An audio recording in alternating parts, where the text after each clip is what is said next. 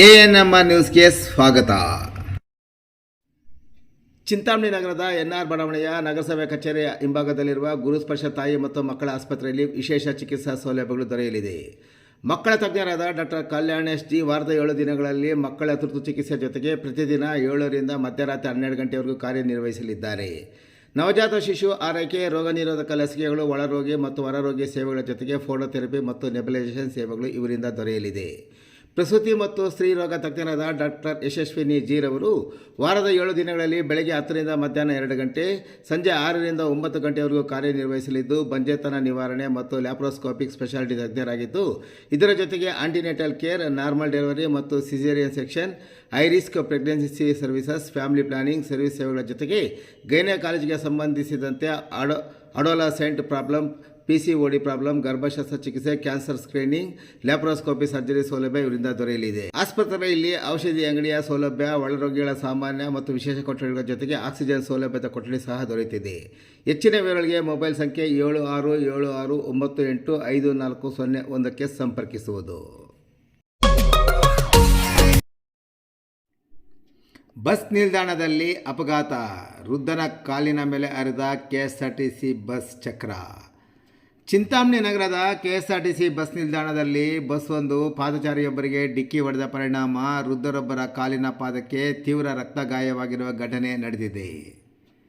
ಚಿಂತಾಮಣಿ ತಾಲೂಕಿನ ಹಿರಮರೆಡ್ಡಿಹಳ್ಳಿ ಗ್ರಾಮದ KY ನಾರಾಯಣರೆಡ್ಡಿ 65 ವರ್ಷದ ವ್ಯಕ್ತಿ ಅಪಘಾತದಲ್ಲಿ ಗಂಭೀರವಾಗಿ ಗಾಯಗೊಂಡ ದುರ್ದೈವಿ. ಮೃತರ ಅಕ್ಕನ ಮಗಳಾದ ಚಿಂತಾಮಣಿ ನಗರದ ಕನ್ನಂಪಲ್ಲಿ ಬಡಾವಣೆ ನಿವಾಸಿ ಅಮರಾವತಿ ಎಂಬುವರು ತಮ್ಮ ಚಿಕ್ಕಪ್ಪ ನಾರಾಯಣರೆಡ್ಡಿ ಅವರನ್ನು ತಮ್ಮೊಂದಿಗೆ ಇಟ್ಟುಕೊಂಡು ಸಾಕುತ್ತಿದ್ದರು. ಜೂನ್ 2ರಂದು ಮಧ್ಯಾಹ್ನ ನಾರಾಯಣರೆಡ್ಡಿ ಅವರು ತಮ್ಮ ಸ್ವಂತ ಊರಾದ ಹಿರಮರೆಡ್ಡಿಹಳ್ಳಿಗೆ ಹೋಗಲು ಬಯಸಿದ್ದರಿಂದ ಅಮರಾವತಿ ಅವರು ಅವರನ್ನು ಬಸ್ ಹತ್ತಿಸಲು ಕನ್ನಂಪಲ್ಲಿಯಿಂದ ಆಟೋದಲ್ಲಿ ಚಿಂತಾಮಣಿ KSRTC ಬಸ್ ನಿಲ್ದಾಣಕ್ಕೆ ಕರೆತಂದಿದ್ದರು.